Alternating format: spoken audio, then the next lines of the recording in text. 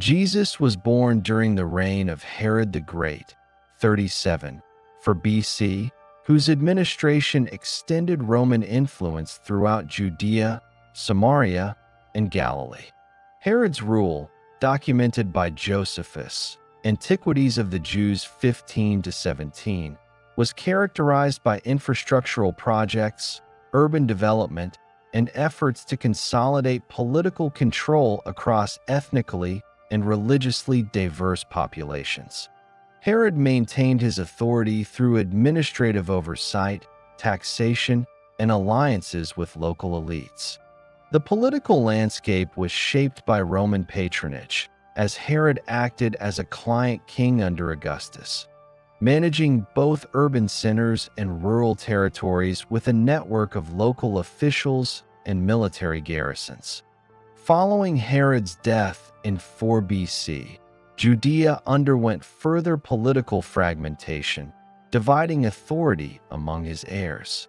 Archelaus governed Judea and Samaria initially, but was deposed in 6 AD due to maladministration and unrest. Subsequently, Judea came under direct Roman oversight, with prefects appointed to administer the province, maintain order, and collect tribute. Pontius Pilate later assumed this role in 26 AD, but before his prefecture, Roman procurators and local administrators exercised varying degrees of control over taxation, judicial matters, and oversight of religious practice. The social fabric of Galilee, where Jesus grew, reflected a combination of rural agrarian economy, village-level organization, and participation in regional trade networks. Villages such as Nazareth were small, containing perhaps a few hundred inhabitants, living in modest dwellings constructed from stone and mud brick, often arranged around central courtyards suitable for family and communal activities. Archaeological surveys confirm the prevalence of terraced agriculture, olive cultivation, and viticulture, indicating subsistence and surplus production sufficient to sustain local markets. Craft specialization, including carpentry, weaving, and pottery, supplemented agrarian livelihoods and allowed for regional trade along routes connecting Galilee with Judea and beyond. Religious life in Galilee combined adherence to the Torah with local interpretations of practice. Synagogues, which served as both educational and communal spaces, provided venues for instruction, scriptural reading, and discussion of law. Archaeological evidence indicates the presence of small assembly spaces, benches, and platforms for instruction, consistent with Jewish pedagogical practice. The region also contained diverse sectarian affiliations, including Pharisees, Sadducees, and Essenes, each maintaining distinctive interpretations of law, ritual practice, and social norms. Messianic expectation persisted across these groups, influenced by prophetic texts and ongoing political tension under Roman oversight. Jesus' familial context, while sparsely documented, places him within this socio-religious environment. Sources identify his family as residents of Nazareth, likely engaged in local craft production or subsistence agriculture. Village kinship networks structured social interaction, providing mechanisms for economic cooperation, transmission of ethical norms, and integration into communal religious practice. Education, particularly instruction in Torah law, reading of sacred texts, and observance of ritual practice, would have been mediated by local elders, synagogue instruction, and household oversight, consistent with broader Jewish educational norms of the period. The early decades of Jesus' life coincided with increasing Roman administrative presence and infrastructural development, including road networks connecting Galilee to major urban centers such as Sepphoris and Tiberias. These developments facilitated travel, trade, and communication, providing avenues for the movement of ideas, goods, and people. Pilgrimage to Jerusalem for major festivals, including Passover, would have introduced Galilean residents to broader religious and political currents, although specific records of Jesus' participation are absent. Interactions with religious authorities were structured within established legal and ritual frameworks. Pharisaic influence emphasized adherence to law and ethical conduct. Sadducean authority maintained temple-related administrative oversight, and local elders mediated village-level observance. While direct engagement with these authorities by Jesus during childhood is unrecorded, the prevailing norms would have shaped early instruction, exposure to legal interpretation, and participation in communal religious activity. Socioeconomic stratification was evident within Galilean villages and urban centers. Families engaged in agriculture, artisanal work, or trade occupied different economic tiers, with kinship networks providing mutual support, labor sharing, and mechanisms for resource distribution.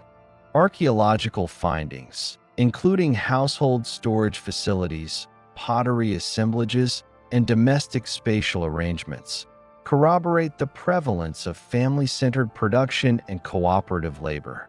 Such structures would have informed the daily life of Jesus and his contemporaries, influencing patterns of occupation, community engagement, and social mobility. Health, mortality, and demographic patterns shaped village life. Skeletal analysis from first-century Galilean sites indicates the prevalence of infectious disease, nutritional stress, and occupational injury, consistent with agrarian and artisanal labor conditions. Life expectancy averaged approximately 40 to 45 years, and family structures prioritized the transmission of skills, religious instruction, and social cohesion across generations. These factors provide context for understanding the formative environment of Jesus' early life without speculative embellishment. Interaction with Hellenistic cultural elements was present, particularly in urbanized Galilean centers. Architectural features, coinage, and regional marketplaces reflect exposure to Roman economic and administrative influence, while Greek language use facilitated communication beyond strictly Jewish contexts. Nevertheless, the majority of rural Galileans maintained linguistic and religious continuity with Hebrew and Aramaic traditions, emphasizing Torah instruction, synagogue attendance, and ritual observance. These dual influences framed the social milieu into which Jesus was born and shaped his early exposure to cultural and religious plurality. The period also reflects ongoing political tension between Roman authorities and local populations. Taxation, conscription, and Roman judicial authority imposed constraints on social life and contributed to localized unrest. Archaeological evidence indicates fortified settlements, defensive structures, and administrative outposts, highlighting the intersection of imperial oversight with regional security concerns.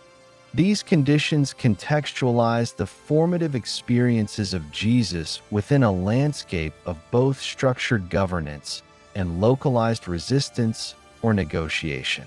By the end of the period around 26 AD, Jesus, now an adult, would have been fully integrated into the social, religious, and economic structures of Galilean society. Historical reconstruction indicates that he had likely acquired literacy sufficient for engagement with Torah texts, familiarity with ritual observance, and practical skills associated with village life and artisanal work. The cumulative influence of Roman oversight, Herodian administration, and Jewish sectarian structures shaped a social environment conducive to the emergence of itinerant teaching activity that would define his public ministry. The period from 26 to 30 AD encompasses the onset of public activity attributed to Jesus of Nazareth within the regions of Galilee and Judea. During this time, Judea was under the prefecture of Pontius Pilate, 26 to 36 AD, appointed by the Roman Emperor Tiberius. Pilate exercised authority over taxation, law enforcement, and capital adjudication in a province where local religious structures, including the temple hierarchy and synagogue elders, retained jurisdiction over ritual and civil disputes among Jewish populations. Historical reconstruction relies upon Roman records, Jewish historical sources, epistolary evidence from early followers, and archaeological data reflecting urban and rural settlement patterns in Galilee and Judea. Itinerant teaching constituted the primary mode of public activity during this period. Movement across villages and urban centers in Galilee allowed for instruction, engagement with local religious authorities, and dissemination of teachings. Historical evidence from epistolary sources, including letters of Paul written in subsequent decades, indicates that early followers identified these movements as essential for the communication of ethical instruction and the codification of communal norms. These letters provide the earliest extant documentation of the functional transmission of teachings, though they do not document specific speeches or encounters verbatim. Settlement patterns in Galilee and Judea influenced the practical execution of itinerant teaching. Villages such as Capernaum, Sepphoris, and Tiberias were centers of regional trade, craft production, and administrative oversight. Archaeological surveys indicate that these settlements contained small synagogues, domestic assembly spaces, marketplaces, and water infrastructure suitable for sustaining temporary gatherings of followers. The presence of Roman roads, maintained for military and commercial purposes, facilitated movement between rural villages and urban centers, enabling itinerant teachers to reach multiple communities without reliance on permanent institutional structures. Engagement with religious authorities occurred within the framework of synagogue-based instruction and local adjudication. The Pharisees, Sadducees, and local elders exercised oversight of Torah instruction, ritual practice, and ethical conduct. Early followers' movement across villages necessitated interaction with these authorities, though historical records do not provide detailed accounts of specific confrontations or approvals. Roman administrative oversight remained concerned with maintaining public order, particularly during periods of religious festivals when Jerusalem and major towns experienced significant influxes of pilgrims, heightening the potential for social tension. Itinerant teaching involved both verbal instruction and the practical enactment of ethical norms within communities. Archaeological evidence indicates that domestic assembly spaces and synagogue platforms provided venues for instruction and discourse.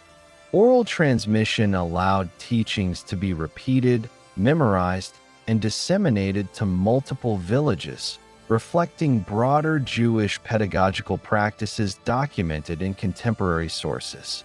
Early followers likely facilitated instruction through organized gatherings that combined reading of Torah texts, discussion of ethical practice, and reinforcement of communal norms, as inferred from patterns documented in epistolary evidence. The social composition of audiences was diverse. Villagers, laborers, artisans, and travelers from neighboring regions participated in assemblies, reflecting the mobility of populations in Galilee and Judea. Urban centers contained more heterogeneous populations, including Hellenized Jews, Roman officials, and merchants, providing early teachers with exposure to a range of cultural and linguistic environments. This facilitated the transmission of teachings beyond strictly Jewish contexts, laying the groundwork for subsequent expansion into Hellenistic diaspora communities. Early followers formed small, mobile groups that accompanied itinerant teachers. These groups coordinated gatherings, transmission of instruction, and logistical arrangements for travel and sustenance. Archaeological data from domestic sites suggest the availability of spaces suitable for temporary gatherings, storage of food, and instruction, consistent with patterns inferred from historical letters. These arrangements allowed for continuity of instruction despite the absence of permanent institutional infrastructure, reflecting adaptive organizational strategies within a rural-urban context. Economic factors influenced the capacity for itinerant activity. Local communities provided resources for sustenance, including food, lodging, and materials necessary for instruction. Patterns of trade, market exchange, and reciprocal hospitality documented in Roman and Jewish sources facilitated the practical operation of itinerant teaching. Participation in assemblies was voluntary, relying on local acceptance of visitors and willingness to support temporary gatherings.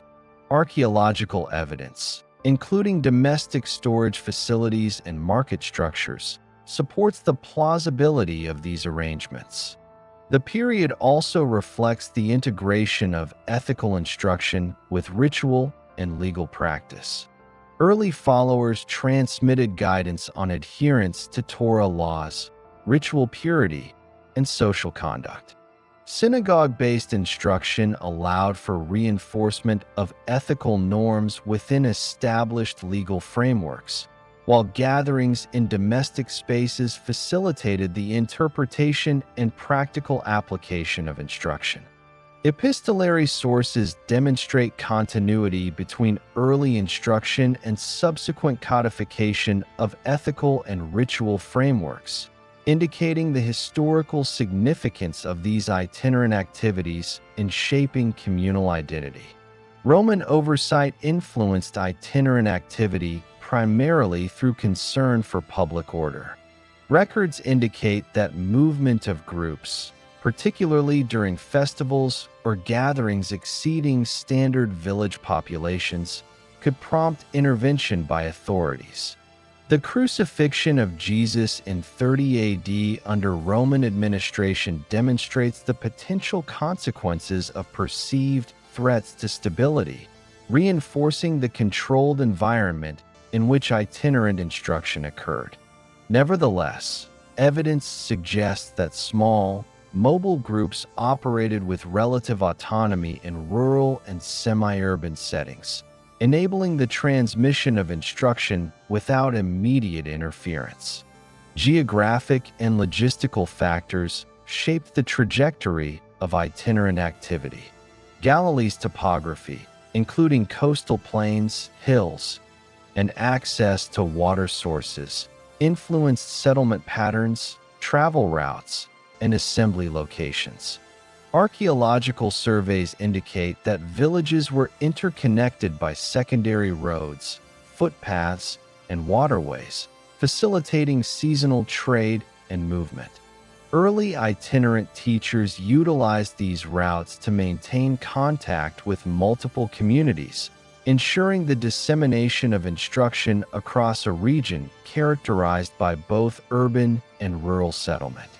Communication networks facilitated coordination across dispersed groups. Early followers transmitted teachings through memorized instruction, letters, and direct transmission by itinerant members. Epistolary evidence demonstrates that early followers maintained correspondence with communities in Galilee, Judea, and diaspora regions, indicating structured methods for ensuring continuity and coherence of instruction. The content of these communications emphasized practical ethical norms, ritual observance, and communal organization, rather than mythological or theological interpretation. By 30 AD, itinerant teaching had led to the formation of identifiable groups of followers with shared practices, instruction, and adherence to ethical frameworks. These communities, although small and dispersed, exhibited characteristics of organized social structure, including coordinated gatherings, provision of sustenance, and transmission of instruction across geographic space. Archaeological and textual evidence confirms the plausibility of such organizational forms consistent with patterns observed in first-century Jewish and Hellenistic contexts. The emergence of itinerant teaching during this period reflects both continuity with Jewish pedagogical practice and adaptation to socio-political conditions under Roman administration. Instruction relied on oral transmission, reinforcement of ethical norms, and the use of domestic and synagogue spaces for gatherings. Early followers coordinated logistical support, maintained communication networks, and structured gatherings to ensure instruction reached multiple communities while remaining compatible with Roman legal oversight and local social norms. Historical evidence also indicates the potential for early engagement with broader Jewish and Hellenistic populations. Urban centers provided venues for instruction to diverse audiences, including those familiar with the Greek language and Hellenistic cultural practices. Such interactions facilitated the transmission of teachings beyond strictly local or rural settings, providing the historical basis for subsequent expansion into diaspora communities. Documentation in epistolary sources confirms that these practices contributed to the development of early communal identity, leadership structures, and instructional frameworks. By 26 AD, the initiation of public activity had established a pattern of itinerant teaching, small group formation, and interaction with Jewish legal and ritual structures. Early followers operated within the dual constraints of Roman oversight and Jewish religious governance, employing communication networks, logistical coordination, and pedagogical strategies consistent with historical practice. Archaeological and textual evidence support the plausibility of these activities, demonstrating that by 26 to 30 AD, a historically verifiable movement existed with structured itinerant activity, emerging followers, and ethical and communal frameworks that would shape subsequent developments in the early movement. The year 30 AD marks a pivotal moment in the development of early communities that followed Jesus of Nazareth. The crucifixion under Roman authority in Jerusalem, executed during the prefecture of Pontius Pilate, constitutes the central historical event around which these groups coalesced. Documentation of these early followers is sparse, but extant letters, Jewish historical records, and archaeological evidence provide a basis for reconstructing the formation and organization of these initial communities.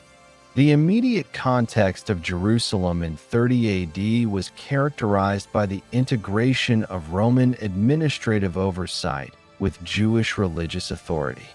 Pilate held ultimate power over capital punishment, taxation, and public order, while the Sanhedrin and temple hierarchy maintained jurisdiction over religious practice and legal matters among the Jewish population.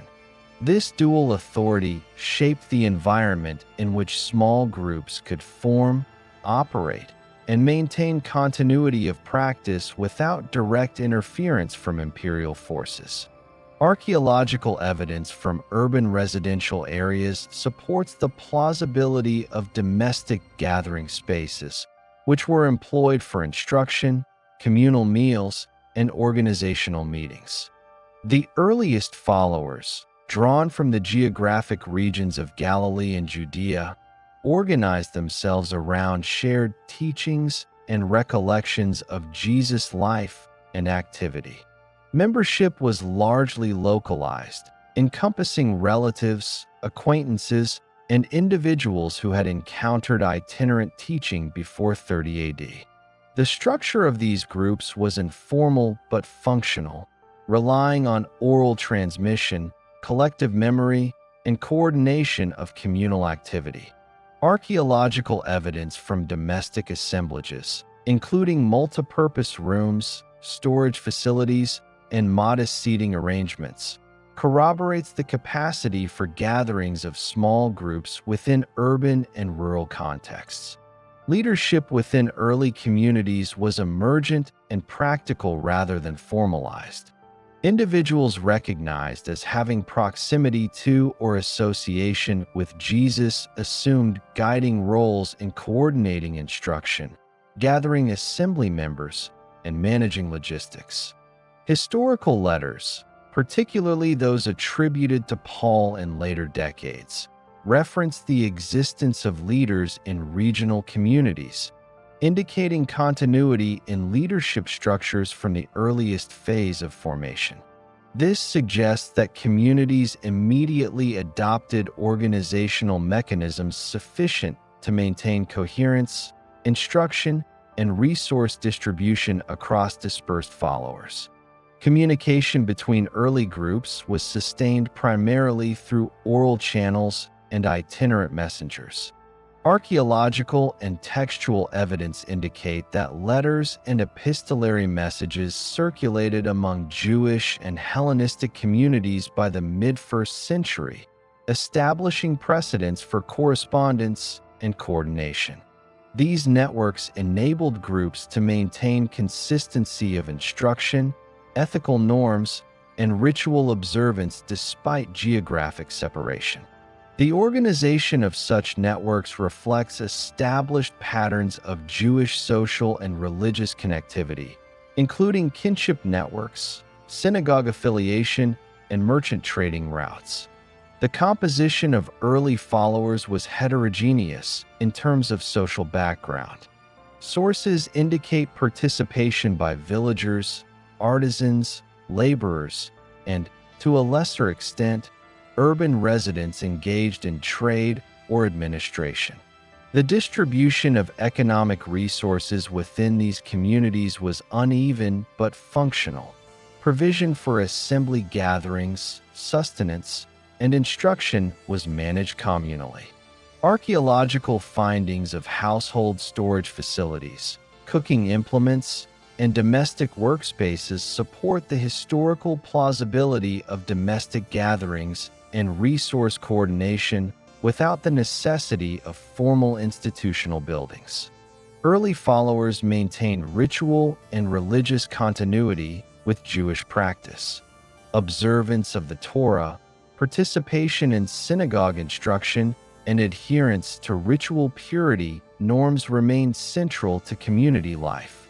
Domestic gatherings supplemented public religious observance by providing instruction, reinforcement of communal norms, and discussion of the significance of recent historical events, including the Crucifixion.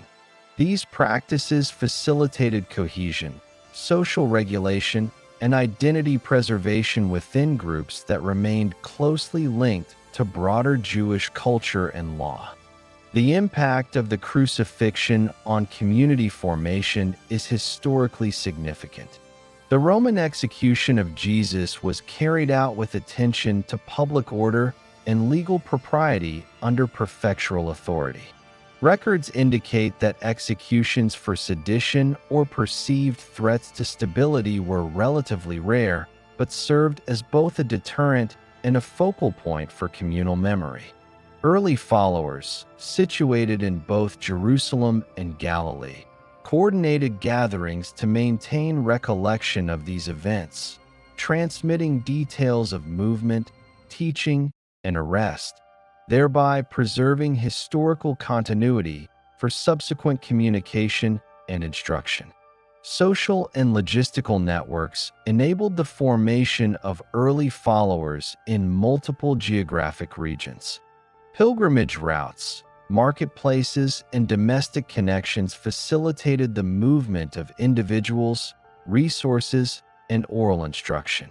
Archaeological evidence, including terraced roads, market remains, and domestic assembly spaces, supports the plausibility of coordinated gatherings across village, urban, and semi-urban contexts.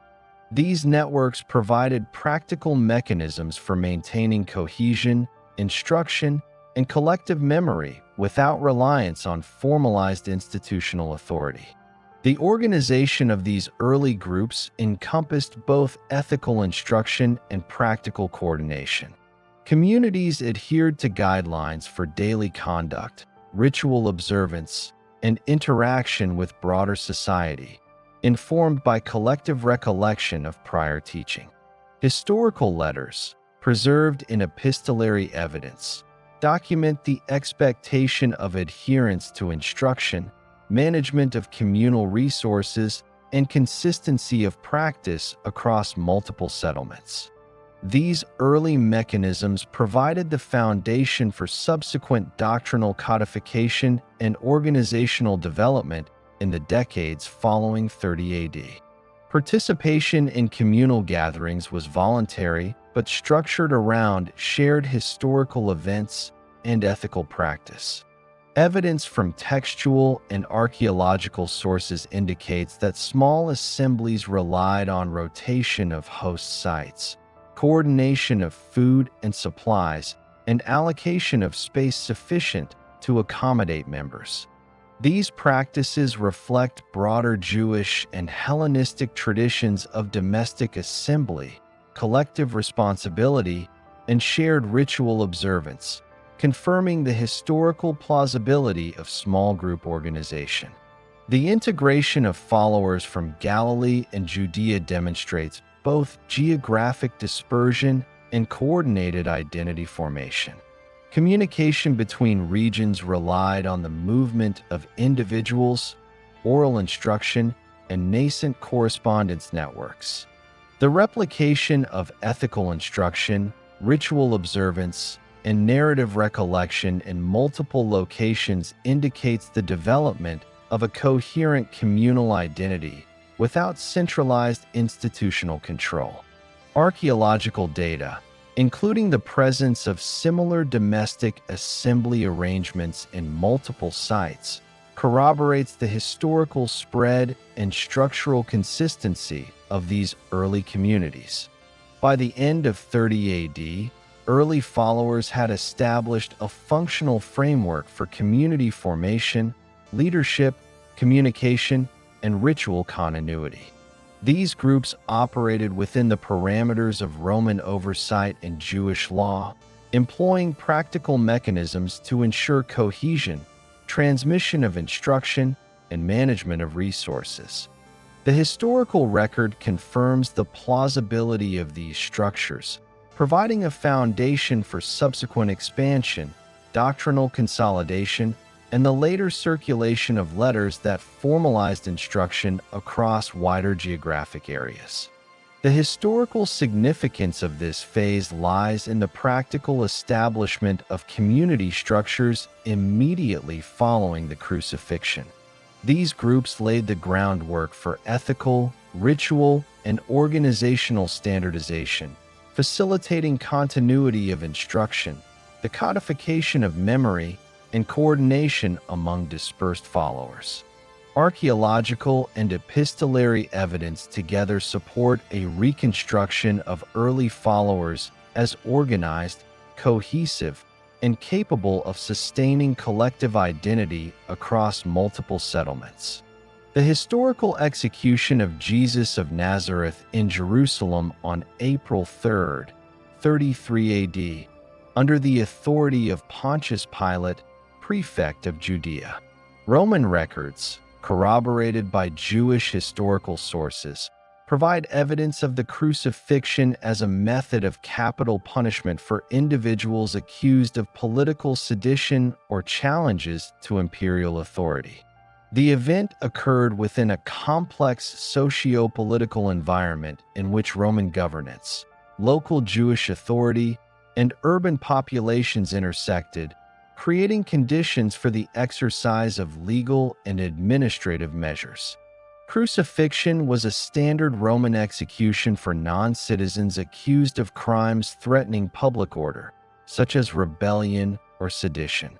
Roman legal procedures emphasized the maintenance of social stability and deterrence of insurrection. Sources indicate that Jerusalem, as the religious and administrative center of Judea, experienced large seasonal influxes of pilgrims during festivals, particularly Passover, necessitating heightened attention from the prefect to prevent unrest.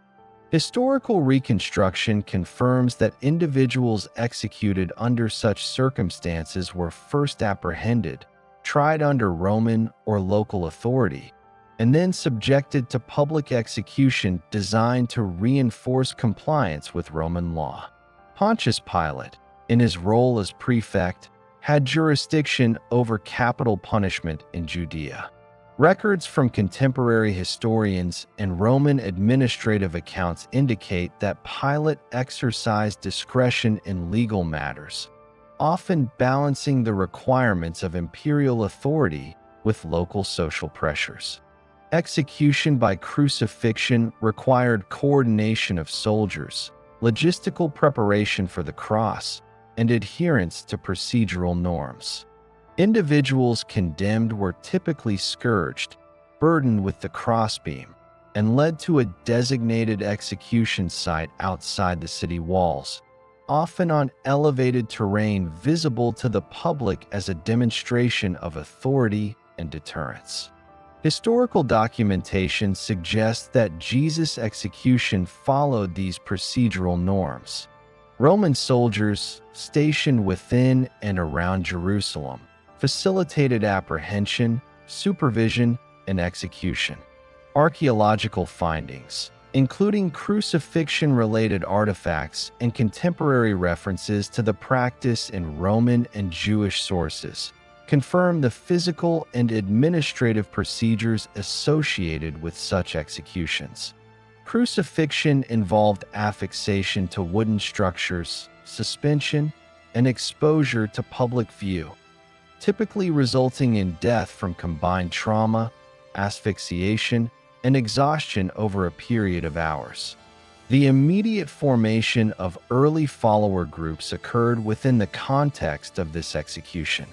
Epistolary evidence, particularly the letters of Paul and other early correspondence, documents the recognition of the event as a pivotal historical moment that informed subsequent organizational, ethical, and ritual frameworks.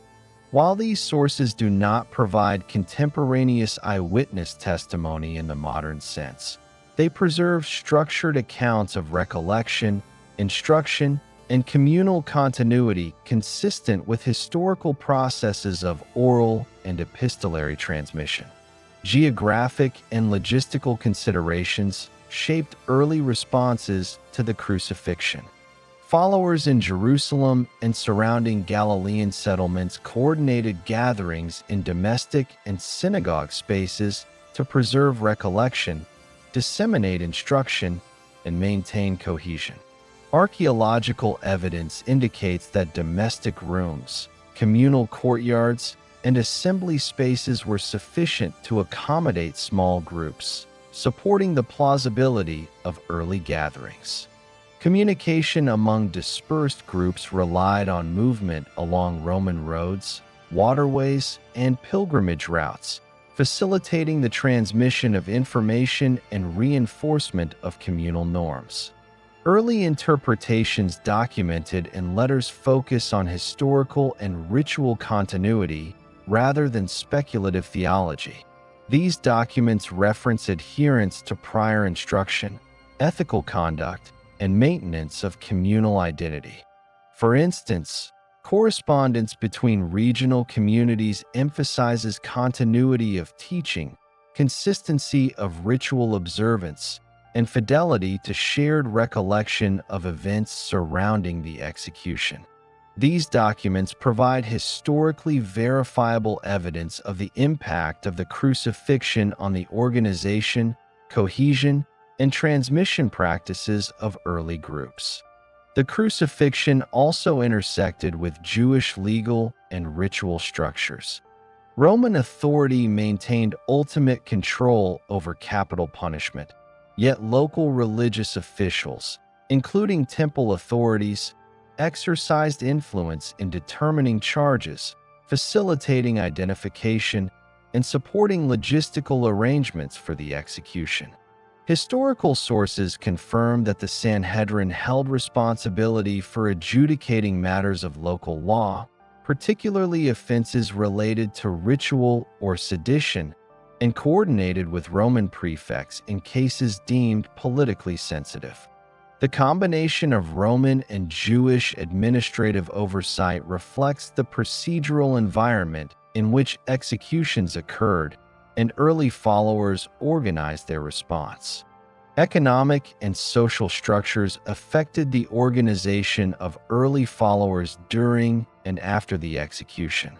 Domestic resources, kinship networks, and local hospitality practices provided means for sustaining gatherings, storing provisions, and coordinating instruction. Archaeological evidence demonstrates the presence of domestic spaces equipped for communal meals, assembly, and storage, consistent with historical patterns of early group activity. These arrangements allowed followers to maintain cohesion, share knowledge, and reinforce adherence to previously established instruction within the constraints of Roman and Jewish oversight.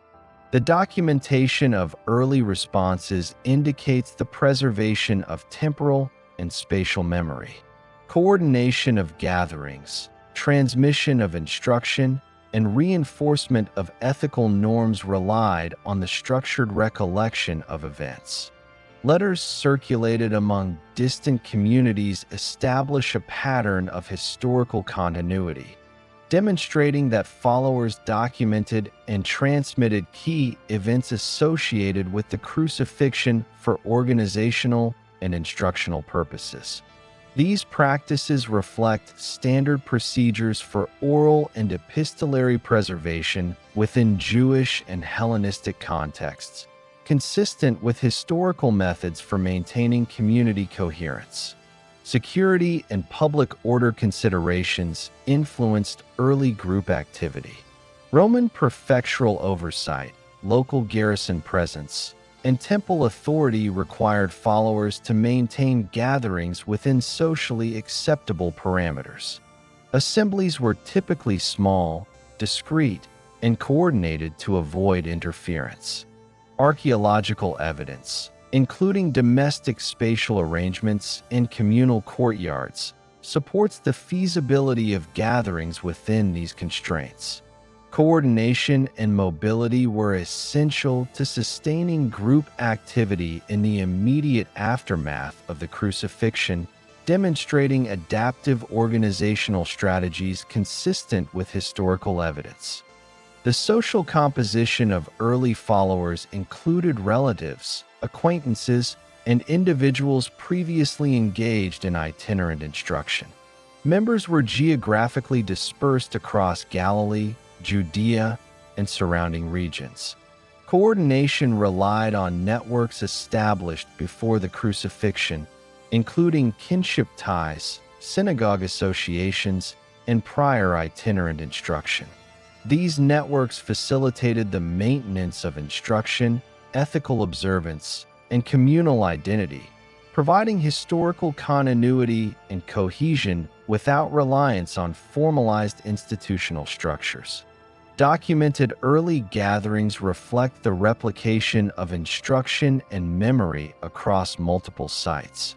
Small groups convened in domestic and synagogue spaces to discuss events, transmit prior teaching, and coordinate ethical observance.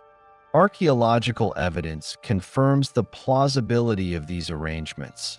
demonstrating domestic spaces capable of accommodating multiple participants, with sufficient infrastructure for assembly, instruction, and sustenance.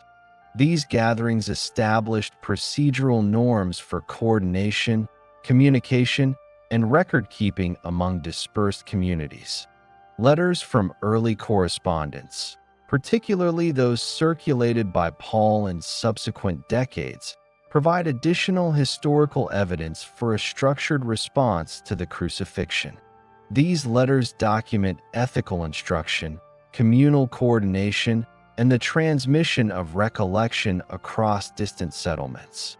While written posthumously relative to the crucifixion, they demonstrate continuity of organizational structure, record-keeping, and communal practice originating immediately after the execution. Epistolary patterns confirm that early followers prioritized coherence, consistency, and coordination, consistent with documented practices of Jewish and Hellenistic social groups. By the end of 30 AD, early followers had established functional frameworks for community organization, instruction, and coordination in direct response to the crucifixion. These frameworks operated within the dual constraints of Roman oversight and Jewish legal structures, utilizing domestic and communal spaces, kinship and social networks, and emerging communication mechanisms. Historical evidence supports the plausibility of sustained gatherings, oral and epistolary transmission, and structured coordination across geographically dispersed communities. From 30 to 36 AD witnessed the earliest documented use of the term Christ, Greek, Christos, meaning anointed one, applied to Jesus of Nazareth by his immediate followers and early communities. Historical sources, primarily epistolary evidence from Paul of Tarsus, along with references in later compilations of early letters, established the initial framework for identifying Jesus with this title in both Jewish and Hellenistic contexts. The emergence of Christological language occurred in tandem with the consolidation of communities formed in response to the crucifixion under the socio-political environment of Roman Judea and Galilee. Roman administration during this period maintained oversight of Judea through prefectural authority. Pontius Pilate, 26 to 36 AD, exercised control over taxation, judicial enforcement, and capital adjudication, while local Jewish authorities, including the temple hierarchy and Sanhedrin, retained jurisdiction over ritual and civil law. Early followers operated within these administrative parameters, relying on domestic, village, and synagogue spaces for communication, instruction, and coordination. Archaeological evidence from Galilean settlements confirms the availability of such venues, suitable for gatherings that transmitted both ethical instruction and historical recollection, including the emerging use of Christological terminology. Epistolary evidence demonstrates the earliest formalization of the term Christ. Paul's letters, though composed between the late 30s and 50s AD, reflect established usage within communities that likely developed between 30 and 36 AD. These letters indicate recognition of Jesus as the Christ within both Jewish and Gentile contexts, emphasizing continuity of instruction, ethical adherence, and communal cohesion. The designation Christos reflects an adaptation of Jewish messianic terminology into Hellenistic linguistic frameworks, enabling communication across diverse populations in Galilee, Judea, and beyond. Early adoption of the term occurred within tightly connected follower groups originating in Galilee, Jerusalem, and surrounding regions. These groups maintained structured gatherings, coordinated through kinship networks, domestic assembly spaces, and synagogue affiliation. Archaeological evidence supports the existence of small communal rooms, courtyards, and seating arrangements suitable for instruction and discussion. Within these spaces, terminology reflecting theological identification with Jesus as the Anointed One was incorporated into oral transmission, codified in instruction, and subsequently preserved for epistolary circulation. The integration of Christological language did not occur in isolation, but was situated within the broader social and religious framework of Jewish practice. Communities retained adherence to Torah instruction, ritual observance, and synagogue participation while simultaneously adopting the title Christ to identify Jesus' role within historical recollection. This dual adherence is supported by archaeological and textual evidence indicating that small groups observe conventional ritual practice while distinguishing themselves through specific recognition of Jesus as the Christ. These practices facilitated both continuity with Jewish law and the development of emerging communal identity. Historical documentation shows that the term Christ functioned as a designation for communal recognition and identification, rather than as a theological or doctrinal assertion in the sense later articulated in formalized creeds. Epistolary evidence indicates that followers referred to Jesus as Christ when organizing gatherings, transmitting instruction, and coordinating ethical norms. These references are situated in letters that stress historical events, adherence to prior instruction, and organizational cohesion, confirming that the terminology served a practical function in maintaining communal continuity across dispersed settlements.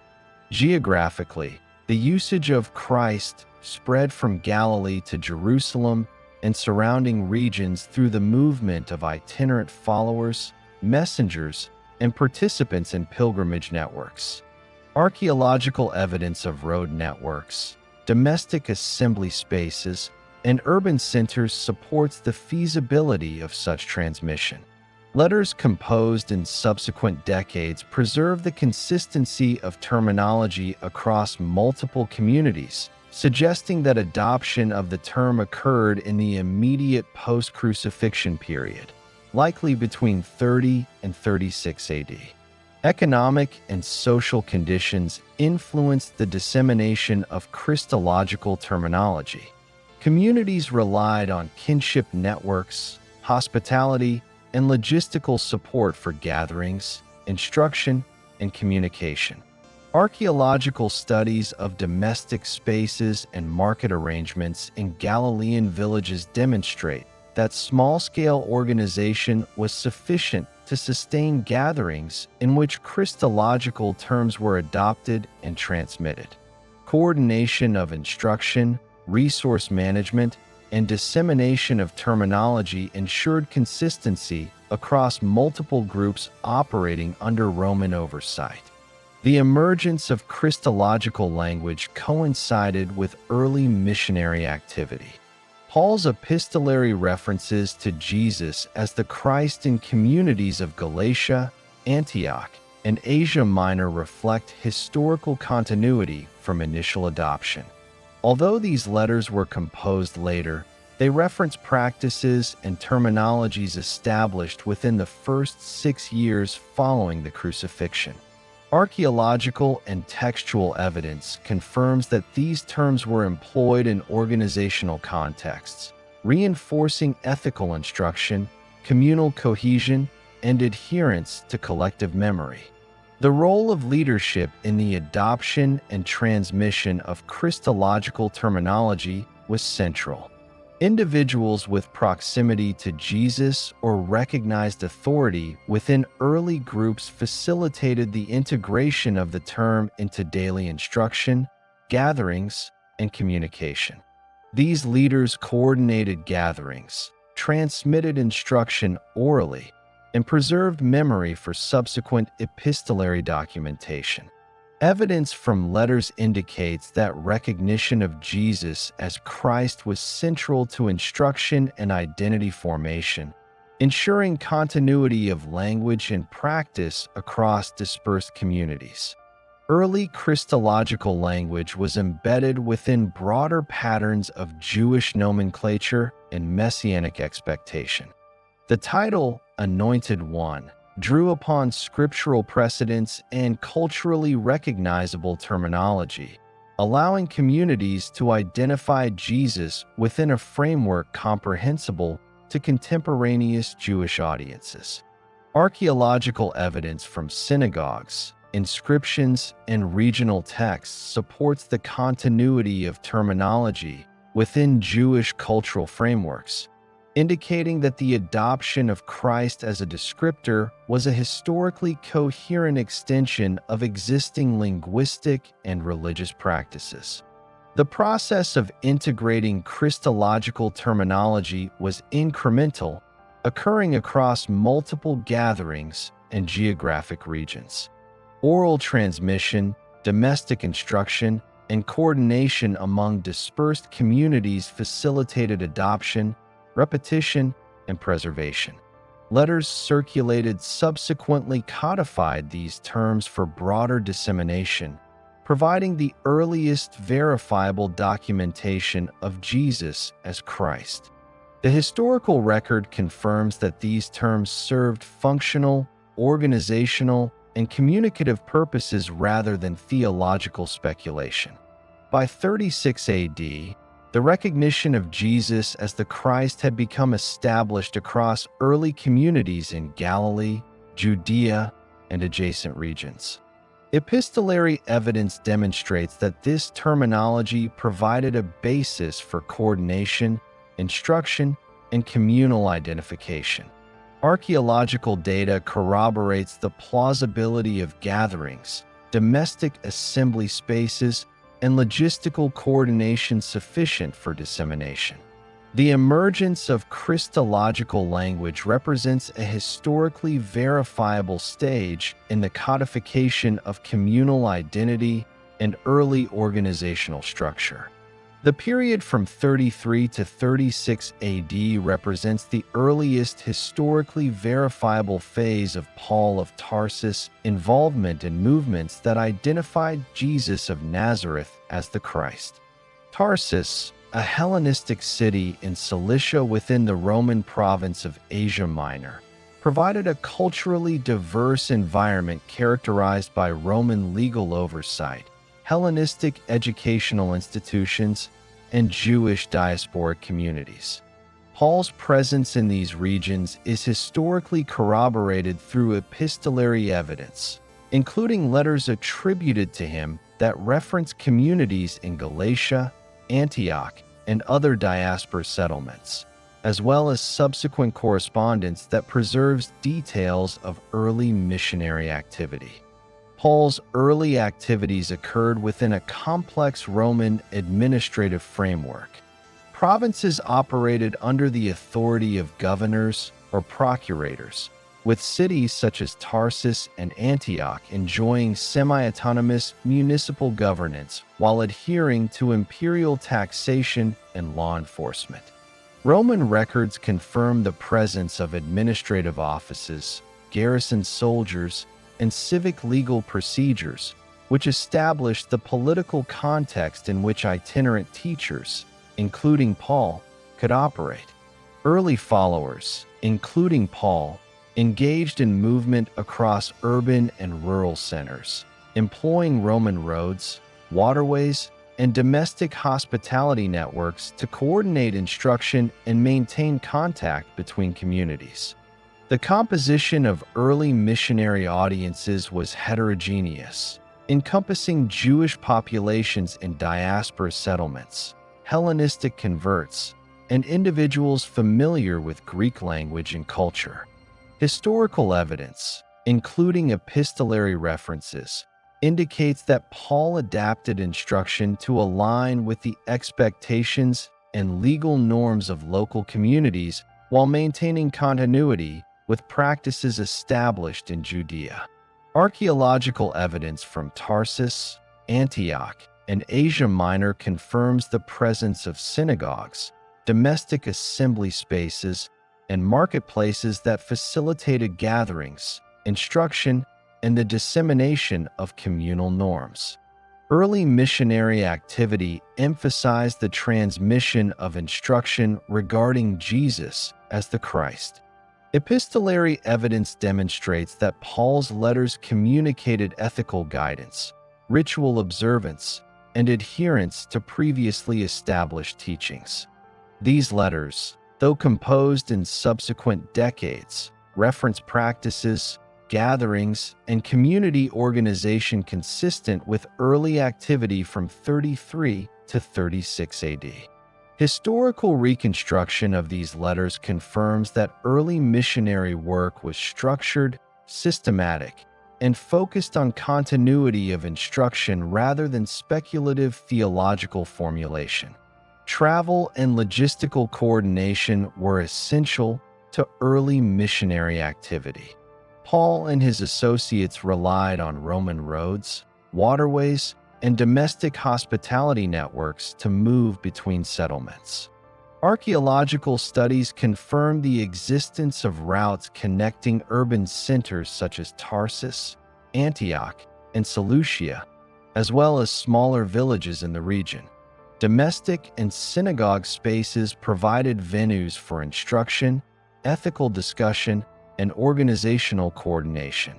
These spaces, equipped with seating arrangements, courtyards, and storage facilities, allowed for gatherings sufficient to transmit instruction and coordinate community activity. Leadership within early missionary networks was emergent and functional.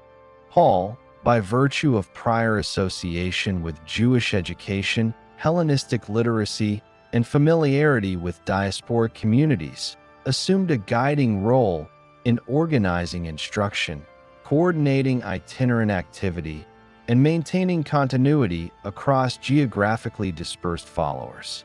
Epistolary evidence documents correspondence with multiple settlements, referencing ethical instruction, ritual observance, and the transmission of Christological terminology, establishing historical continuity of leadership and organizational practices. Interaction with local Jewish authorities occurred within legal and social parameters. Synagogue elders, local civic officials, and Roman administrative structures influenced the ability to gather, instruct, and communicate. Paul's activity, as preserved in letters, indicates a reliance on domestic assembly spaces and synagogues for instruction, coordinated with community leaders to ensure compliance with local norms. Archaeological evidence supports the existence of synagogues and private spaces capable of sustaining gatherings that reinforced ethical instruction and communal cohesion. Economic and social structures shaped early missionary activity. Communities provided resources for lodging, sustenance, and instruction, enabling itinerant teachers to maintain mobility and consistency of instruction. Archaeological evidence from domestic assemblages, marketplaces, and storage facilities demonstrates the feasibility of sustaining small-scale itinerant activity across urban and rural contexts. Kinship networks, communal reciprocity, and domestic hospitality supported continuity, allowing early followers to organize gatherings, coordinate instruction, and transmit Christological terminology effectively. The content of early missionary instruction, as preserved in letters, focused on ethical conduct, adherence to ritual norms, and consistency of communal practice. Letters reference the repetition of instruction across multiple settlements, maintenance of ethical standards, and coordination among dispersed communities. Epistolary patterns indicate that Paul's early activities involved the reinforcement of prior instruction, integration of Christological terminology, and the codification of organizational practices, ensuring continuity across geographically dispersed populations. Paul's early activities also involved interaction with Gentile populations. Letters document communication with communities lacking prior exposure to Jewish ritual instruction, emphasizing ethical practice and recognition of Jesus as Christ. These interactions facilitated the adaptation of instruction to diverse cultural contexts, while preserving continuity with established communal norms. Archaeological evidence of urban settlement patterns, marketplaces, and domestic spaces supports the plausibility of engagement with heterogeneous audiences within structured and supervised gatherings. By 36 AD, historical evidence confirms that Paul's early missionary activity had established a network of communities in Galatia, Antioch, and surrounding regions. These communities maintained consistent instruction, ethical practice, and organizational coordination, as reflected in subsequent letters.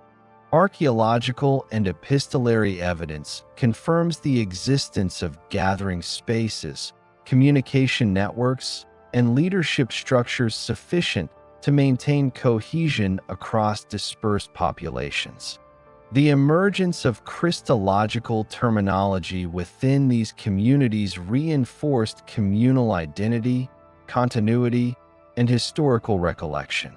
Security and oversight considerations influenced early missionary activity. Roman authorities monitored movement and gatherings within provinces, particularly during periods of potential civil unrest or festival travel. Synagogue elders and local civic officials provided additional regulation of gatherings. Early followers operated within these constraints, organizing meetings, transmitting instruction, and maintaining ethical observance in ways consistent with Roman and local administrative oversight. Archaeological evidence supports the feasibility of domestic and communal spaces for gathering, instruction, and coordination under such conditions. Historical reconstruction of early missionary activity relies on a synthesis of epistolary evidence, Roman administrative records, Jewish historical sources, and archaeological data. Letters attributed to Paul document communication with multiple communities, providing insight into organizational practices, instruction, and the dissemination of Christological terminology. Roman and Jewish administrative records establish the legal and social parameters in which itinerant activity occurred, while archaeological findings confirm the presence of gathering spaces, domestic infrastructure, and logistical support for itinerant teaching. From 36 to 50 AD, the development of early Christian communities was closely linked to the circulation of letters and written instructions that codified ethical, organizational, and Christological principles. These letters, primarily from Paul of Tarsus, supplemented oral instruction, ensured cohesion across geographically dispersed communities, and served as the earliest verifiable documentation of Jesus being explicitly referred to as the Christ, Greek, Christos, Anointed One. The historical record for this period is preserved in epistolary evidence, Jewish historical sources, Roman administrative records, and archaeological data. Roman provincial administration continued to provide a framework within which these early letters circulated. Roads, maritime routes, and urban infrastructure facilitated communication across cities and villages in Galatia, Asia Minor, Judea, and the broader Hellenistic world. Archaeological evidence confirms the presence of roads, way stations, and port facilities that supported the movement of individuals, letters, and logistical resources.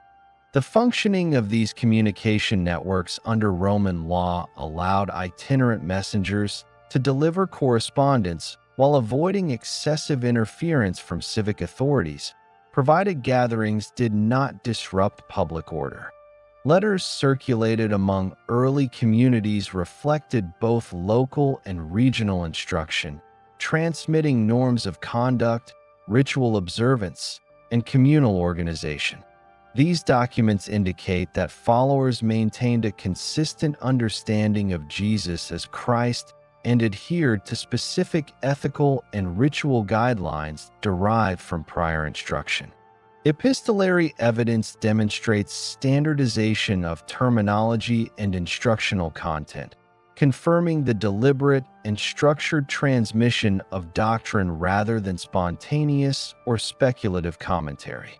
The content of these letters was primarily didactic, addressing practical concerns of communal cohesion, ethical conduct, ritual practice, and conflict resolution. Recipients included both Jewish and Gentile communities, reflecting the adaptation of instruction to diverse sociocultural contexts. Letters emphasized adherence to established norms, ethical instruction, and maintenance of Christological terminology. Archaeological findings, such as domestic assembly spaces and synagogues, support the plausibility of communities receiving, reading, and discussing letters as part of structured gatherings. Early letter circulation relied on organized logistical networks. Messengers, often itinerant followers with prior exposure to Paul's instruction or other authoritative teachers, transported correspondence between settlements. Roman infrastructure, including roads, caravan routes, and maritime connections, facilitated timely and reliable delivery. Archaeological evidence confirms the existence of urban hubs and domestic spaces capable of hosting gatherings where letters could be read, interpreted, and discussed, providing historical plausibility to the recorded epistolary practices. Leadership structures within these communities ensured consistent reception and interpretation of letters. Individuals with authority derived from prior association with Jesus or recognized leadership within the nascent network coordinated gatherings for letter reading, instruction, and communal reinforcement. Epistolary references indicate that leaders preserved the content, monitored adherence, and communicated with other community centers to maintain cohesion across dispersed locations. These practices illustrate early organizational strategies and the development of hierarchical functions without formal institutionalization.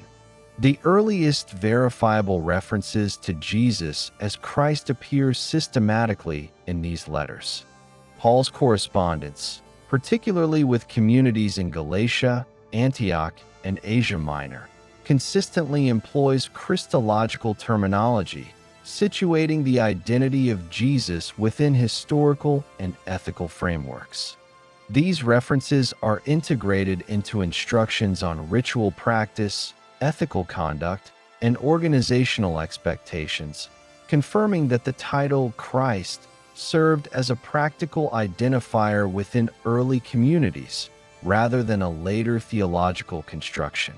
The circulation of letters also addressed disputes, ethical disagreements, and ritual questions within and between communities. Epistolary evidence demonstrates that letters conveyed authoritative guidance on adherence to prior instruction, coordination of ritual observance, and management of communal resources. Archaeological and textual evidence support the plausibility of multiple recipients reading letters aloud in gatherings, ensuring uniform understanding across dispersed settlements. These practices contributed to early doctrinal consistency and organizational stability. Communal gatherings for letter reading, discussion, and instruction were structured and repeated, providing mechanisms for the integration of new members and reinforcement of ethical norms. Archaeological evidence from domestic assemblages, synagogues, and assembly rooms indicates the availability of spaces suitable for such activities. The replication of gatherings across settlements ensured consistent interpretation, coordination, and adherence to both Christological and ethical instruction. Letters circulated not only within local communities but also across regional networks, connecting urban centers, rural villages, and diaspora settlements. Messengers, often traveling via Roman roads or maritime routes, carried correspondence between centers such as Antioch, Tarsus, and Jerusalem, reinforcing communication networks established during earlier missionary activity. Archaeological data corroborate the presence of road networks, way stations, and urban centers capable of sustaining these logistical patterns. The epistolary corpus also established foundational ethical and doctrinal frameworks. Letters instructed communities on practices related to daily conduct, communal resources, ritual observance, and social interaction. These instructions, grounded in memory of historical events surrounding Jesus' life and crucifixion, codified practices for maintaining cohesion and continuity. The use of Christological terminology within these frameworks reinforced communal identity, facilitated the transmission of instruction, and provided a structured basis for the subsequent codification of Gospels. Letters were supplemented by oral instruction, ensuring continuity of teaching and reinforcement of communal norms.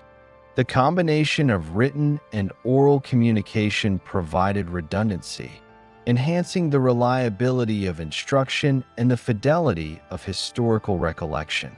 Archaeological evidence of domestic spaces suitable for assembly, discussion, and instruction supports the plausibility of communities receiving and transmitting these letters as part of a broader organizational structure. By the end of this period, early communities demonstrated both internal coherence and external coordination. Letters codified ethical instruction, ritual practice, and organizational structures across multiple settlements, reinforcing Christological terminology and communal identity. These communities operated under Roman oversight, within legal and social constraints, while maintaining internal cohesion through structured instruction and coordinated communication networks. From 36 to 49 AD, the Jerusalem community, emerging from the immediate post-crucifixion period, established organizational structures to manage instruction, ritual adherence, and inter-community relations.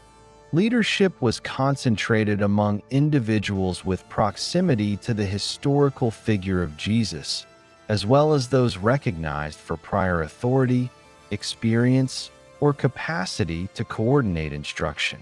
Historical evidence indicates that James, referred to in epistolary and early historical sources as Jesus' brother, functioned as a central leader during this period, overseeing the administration of the community and ensuring compliance with Jewish law. Jerusalem operated within Roman administrative oversight under the prefectural system. Pontius Pilate's tenure, 26 to 36 AD, had concluded, but Roman authority remained active in maintaining taxation, public order, and legal adjudication. The presence of garrison troops, civic magistrates, and surveillance of public gatherings shaped the operational environment of the Jerusalem community. Leaders coordinated gatherings, teaching, and letter circulation within these constraints, ensuring compliance with both Roman legal requirements and local Jewish expectations. Leadership roles were defined by functional necessity rather than formalized hierarchy. James and other recognized figures coordinated instruction, mediated disputes, and oversaw ritual adherence. Epistolary evidence indicates that these leaders provided guidance to communities in Judea, Galilee, and the wider diaspora, ensuring continuity of Christological terminology, ethical instruction, and organizational procedures. Leadership extended to verification of correspondence, maintenance of gathering schedules, and coordination with external communities to reinforce consistency and cohesion. The Jerusalem leadership also administered the integration of Jewish law within the nascent movement.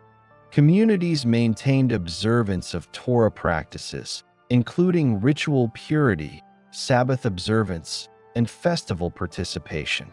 Leadership ensured that Christological terminology, identifying Jesus as the Christ, was employed without contravening established legal and ritual norms. Archaeological evidence from Jerusalem and Galilee supports the plausibility of domestic and communal spaces capable of sustaining instruction, gatherings, and enforcement of ritual observance under these circumstances. Decision-making within the Jerusalem community involved consultation among recognized leaders. Epistolary references and early historical accounts indicate deliberation over adherence to Jewish law, integration of new members, and coordination with other communities.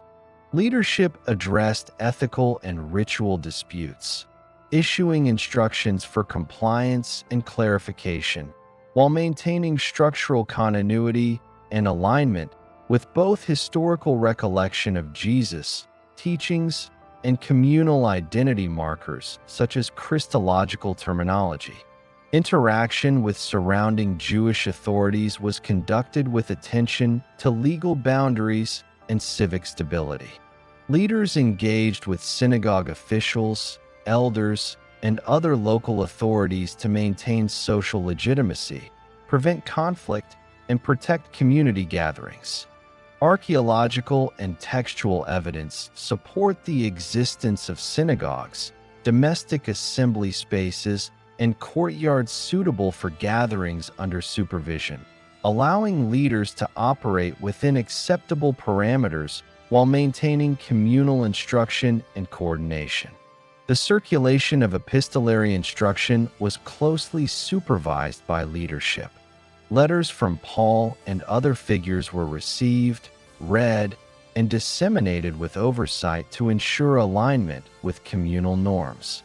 Leaders monitored consistency of instruction, ethical adherence, and Christological terminology, reinforcing cohesion across geographically dispersed communities. Archaeological evidence supports the plausibility of letter circulation through domestic and synagogue assembly spaces, highlighting structured oversight and organizational continuity. The social composition of the Jerusalem community included relatives of Jesus, early disciples, and other adherents familiar with prior instruction. Leaders coordinated gatherings, maintained instruction, and managed logistical needs, drawing upon kinship networks, hospitality arrangements, and domestic space. Archaeological findings from Jerusalem indicate that domestic dwellings were capable of hosting assemblies, facilitating instruction, and sustaining community life within the social and political context of Roman oversight. Leadership also involved resolving internal disputes and providing authoritative guidance on communal matters. Epistolary and historical sources document mechanisms for adjudication, instruction, and coordination. Leaders applied established norms of Torah observance, ethical practice, and Christological identification to resolve conflicts, provide guidance for integration of new members, and reinforce adherence to communal standards. This operational framework contributed to the stabilization and cohesion of the Jerusalem community during the formative post-crucifixion decades. By the mid-40s AD, leadership in Jerusalem coordinated with emerging communities across the Eastern Mediterranean. Epistolary evidence indicates interaction with Gentile communities, guidance on ritual and ethical matters, and oversight of Christological terminology usage.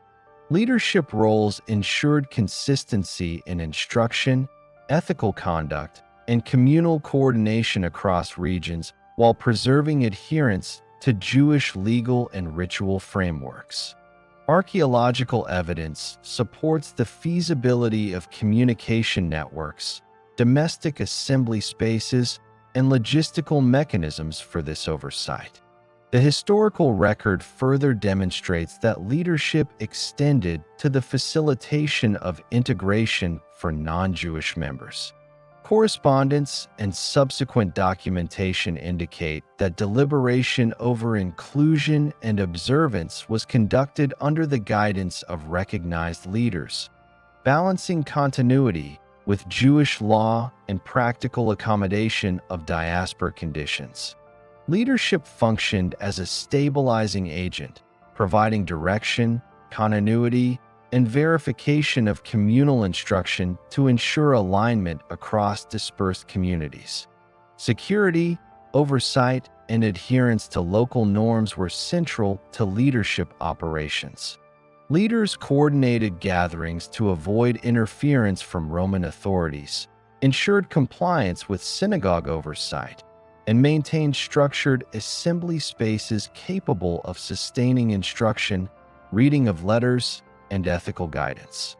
Archaeological and textual evidence confirms the availability of domestic spaces, courtyards, and synagogues suitable for these functions, supporting the historical plausibility of leadership structures. The period of 36 to 49 AD also involved preparation for formalized deliberations regarding Jewish law and Gentile inclusion. While the Council of Jerusalem, c. 49 AD, postdates the earliest leadership consolidation, the historical context demonstrates that leaders were engaged in preliminary coordination, guidance, and standardization of communal practices, maintaining continuity of instruction and Christological identification. Letters circulated within this time frame reflect consistency of terminology, adherence to established instruction, and centralized oversight by Jerusalem leadership. By the end of this period, the Jerusalem community functioned as a coordinated hub, providing oversight, instruction, and doctrinal consistency to early communities across Judea and beyond. Leadership ensured maintenance of Christological terminology, ethical instruction, and ritual adherence while coordinating with regional communities to support standardization and cohesion. Epistolary evidence, Roman administrative records, and archaeological data substantiate the historical reality of these leadership structures, demonstrating functional authority without formalized ecclesiastical hierarchy. From 49 to 60 AD marks a critical stage in the historical development of early communities, identifying Jesus as the Christ, characterized by the inclusion of Gentile adherents and the codification of communal and Christological norms. Historical evidence situates these events within the context of Jewish and Hellenistic urban centers, Roman provincial administration, and established diasporic networks. Written sources, particularly epistolary correspondence attributed to Paul of Tarsus and references in early compilations, provide the earliest verifiable documentation of processes of Gentile integration and doctrinal standardization. The historical record confirms that the inclusion of Gentile believers required deliberation and coordination to reconcile ritual observance with practical considerations. Jewish law provided a framework for ritual and ethical conduct that was integral to early communities. Adherence to Torah regulations, dietary restrictions, circumcision, and festival observance represented significant expectations for membership. Epistolary evidence documents correspondence indicating that leaders, particularly those in Jerusalem, debated the extent to which Gentile converts would be required to adopt these practices while preserving the identification of Jesus as Christ. Archaeological evidence from urban centers, including Antioch and Jerusalem, supports the existence of domestic assembly spaces and synagogues capable of hosting deliberations, gatherings, and instruction. The Council of Jerusalem, historically situated around 49 AD, provides the earliest documented example of organized communal decision-making regarding Gentile inclusion. Epistolary and narrative evidence indicate that key figures, including James, Peter, and Paul, participated in deliberations that established parameters for Gentile participation. The council addressed specific issues such as circumcision, adherence to dietary law, and ethical conduct, balancing continuity with Jewish ritual norms and practical feasibility for non-Jewish adherents. Archaeological data corroborates the plausibility of assembly spaces suitable for structured gatherings, administrative coordination, and instruction. Decisions emerging from these deliberations established precedents for communal governance. Gentile converts were permitted to participate fully in community life without mandatory circumcision, while being instructed in adherence to selected ethical and ritual regulations, including abstention from idolatry, blood consumption, and sexual immorality. Epistolary references indicate that these instructions were disseminated through letters and personal messengers, ensuring consistency across communities in Galatia, Antioch, and Asia Minor. Roman infrastructure, including roads, urban centers, and maritime routes, facilitated the circulation of letters and coordination of instruction, allowing regional networks to maintain organizational cohesion. The integration of Gentile believers coincided with the expansion of Christological language. Letters document the use of the term Christ across both Jewish and Gentile communities, providing a unifying identifier that transcended cultural and ritual distinctions. Christological terminology functioned as a mechanism for communal cohesion, establishing continuity of instruction and recognition of historical events related to Jesus' life, ministry, and crucifixion. Archaeological evidence of domestic and assembly spaces supports the plausibility of communal gatherings in which instruction, ethical guidance, and Christological terminology were reinforced. Leadership played a central role in overseeing Gentile integration. Individuals recognized for prior association with Jesus, experience in community coordination, or epistolary authority managed instruction, adherence to standards, and dispute resolution.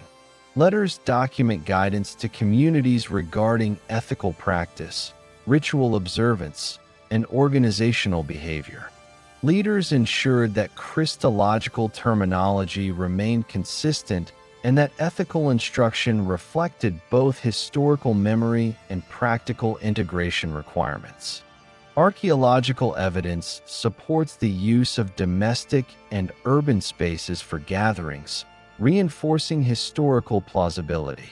The process of Gentile inclusion involved structured instruction, coordinated gatherings, and epistolary reinforcement. Messengers carried letters from Jerusalem and other hubs to regional settlements, providing standardized guidance for ethical conduct, ritual practice, and communal participation. Archaeological and textual evidence confirms the plausibility of these logistical arrangements, including road networks, urban assembly spaces, and domestic venues suitable for instruction and coordination. Economic and social considerations shaped the integration process. Communities relied on domestic hospitality, kinship networks, and logistical support to accommodate itinerant leaders and newly integrated members. Archaeological evidence from urban centers and village settlements demonstrates the availability of spaces capable of hosting gatherings, facilitating instruction, and sustaining administrative coordination. Social structures, including kinship ties and reciprocal hospitality arrangements, underpin the feasibility of widespread Gentile integration. Epistolary sources reflect both normative instruction and conflict resolution mechanisms. Letters emphasize adherence to ethical practice, preservation of Christological terminology, and consistency of ritual observance. Disputes regarding the application of Jewish law to Gentile converts were addressed through prescriptive instruction, ensuring cohesion across dispersed communities. Archaeological evidence confirms that domestic and assembly spaces were suitable for discussion, reading of letters, and coordination of communal standards. Integration of Gentiles also involved adaptation to regional cultural contexts. Instruction balanced continuity with Jewish law and feasibility for non-Jewish populations unfamiliar with ritual requirements. Leaders oversaw the dissemination of instruction, coordinated gatherings, and monitored adherence to ethical and ritual norms. Archaeological and textual evidence indicate that such coordination was feasible across urban and rural settlements, ensuring consistency and cohesion. By the mid-50s AD, Gentile communities were integrated into early Christ-believing networks with identifiable structures, norms, and terminology. Christological terminology was consistently applied. Instruction was standardized through letters and gatherings, and ethical guidance was preserved across diverse settlements. Archaeological and textual evidence from urban centers such as Antioch, Jerusalem, and Galatia supports the presence of assembly spaces, logistical networks, and leadership capable of sustaining coordinated instruction and integration. The historical significance of this period lies in the systematic integration of non-Jewish adherents, the establishment of practical governance for communal cohesion, and the consolidation of Christological identity. Letters and gatherings provided mechanisms for consistent instruction, ethical reinforcement, and dissemination of Christological terminology, ensuring continuity across geographically dispersed communities.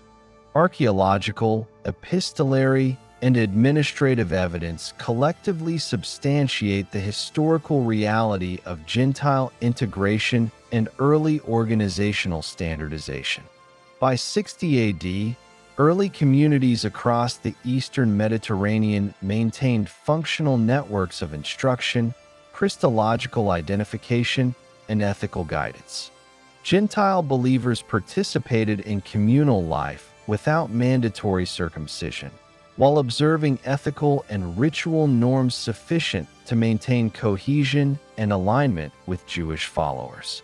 Leadership structures ensured oversight, dispute resolution, and consistency of instruction, providing the historical foundation for the continued expansion of communities recognizing Jesus as the Christ.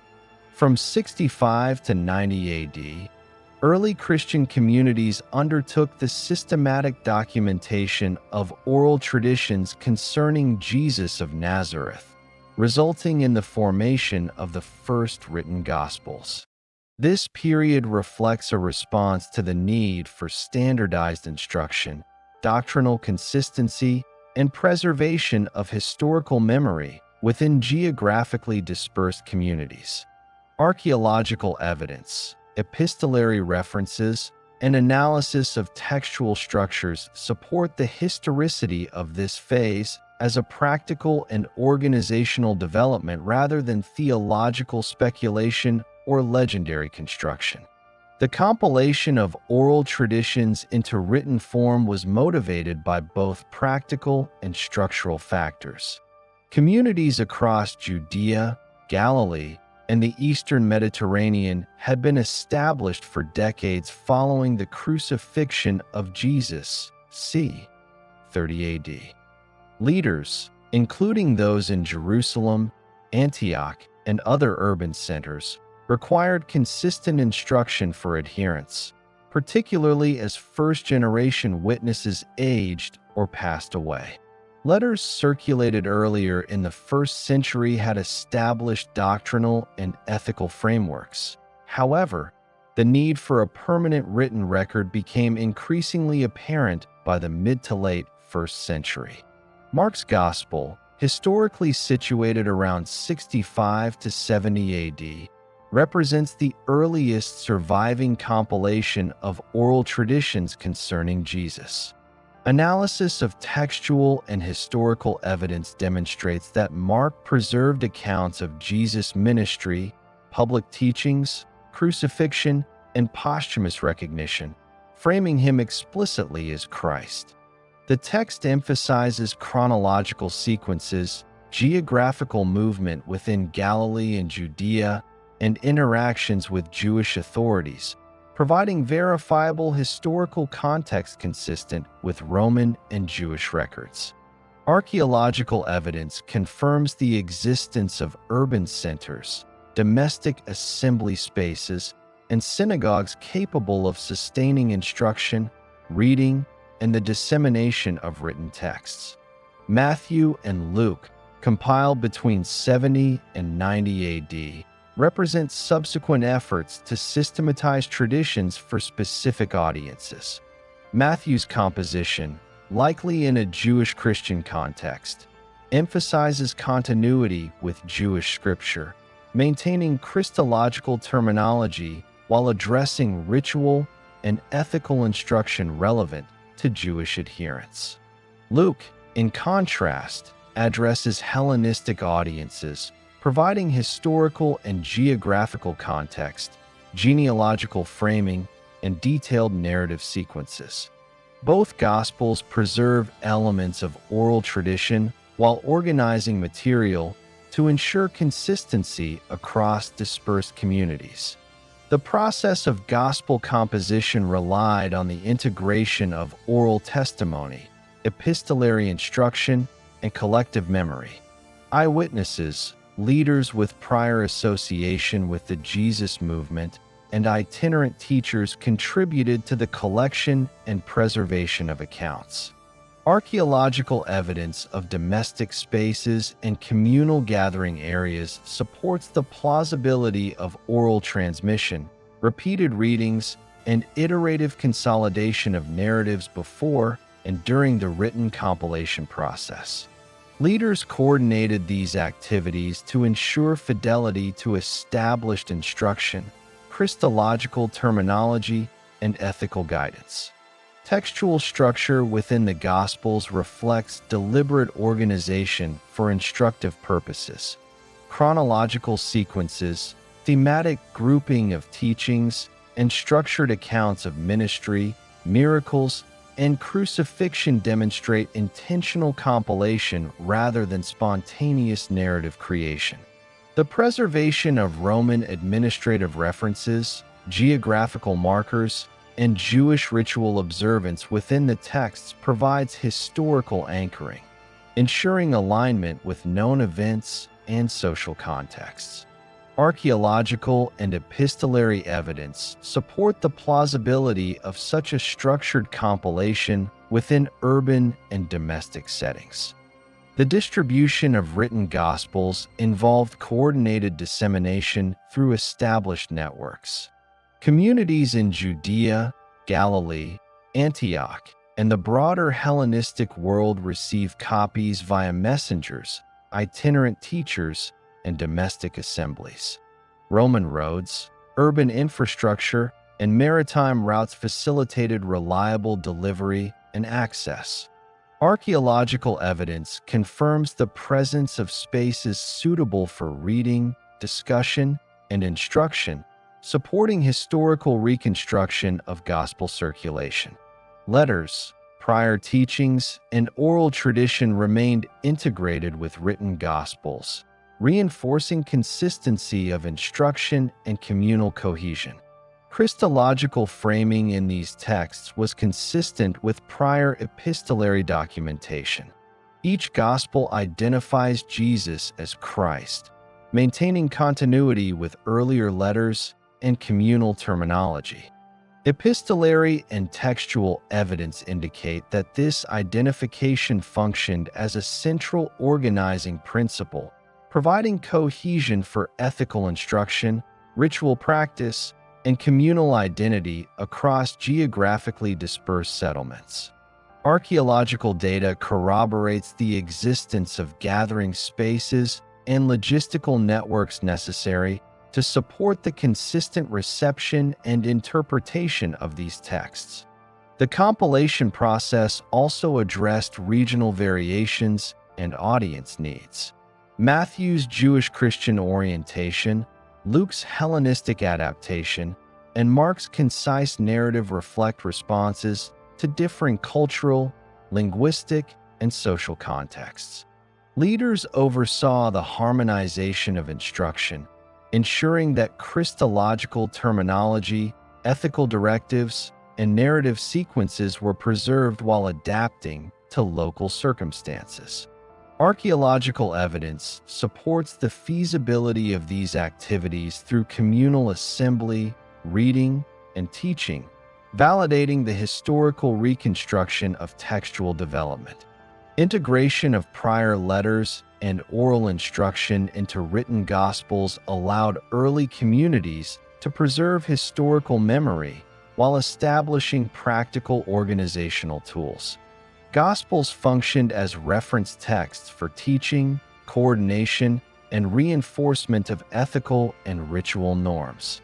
Epistolary and historical evidence indicate that such integration was deliberate, structured, and verified by leadership, avoiding speculative interpretation or reliance on mythological embellishment. By 90 AD, the composition of Gospels had provided a standardized framework for instruction, communal organization, and Christological identification.